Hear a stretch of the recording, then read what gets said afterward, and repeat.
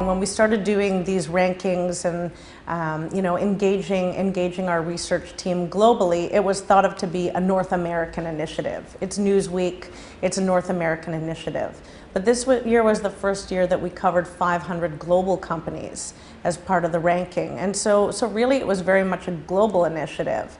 And so it's interesting that on the cover of the North American version, we got Caine. We always seem to have rather right-wing Republicans or dictators on the front pages of the rankings that we're involved in, so this wasn't a major surprise to us. But what we were really happy to see was that in the rest of the world, and predominantly in Europe, that this made the headlines, and it was a far more substantial and far-reaching feature for the rest of the world than it was for North America.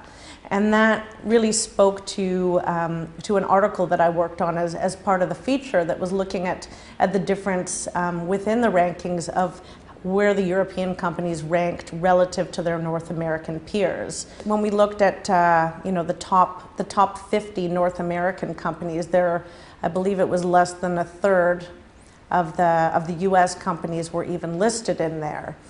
I think that we saw a lot of European financial services companies in the top 50 as well. We didn't see any U.S. financial services companies within that upper quartile or less.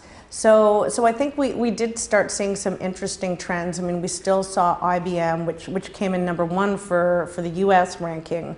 It came in second for the global ranking. But beyond that, there were not too many U.S. companies up near the top. And I think it speaks to the fact that in many ways that Europe is just a number of steps further ahead of us. In terms of its corporate social responsibility or corporate citizenship culture, and so I did a little bit of digging around and tried to think about is this a cultural thing? Is this a regulatory push? And I think it is a little bit of both.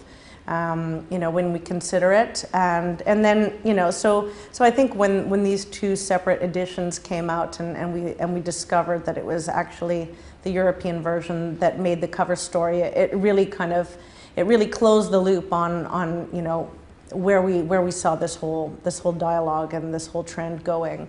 And so I think we have a little ways to go here in North America in terms of catching up with our European counterparts.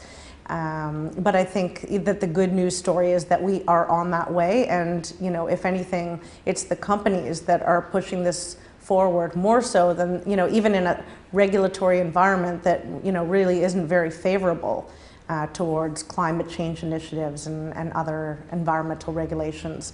That the companies still seem to be driving this forward in a major way, and so that's something to get excited about.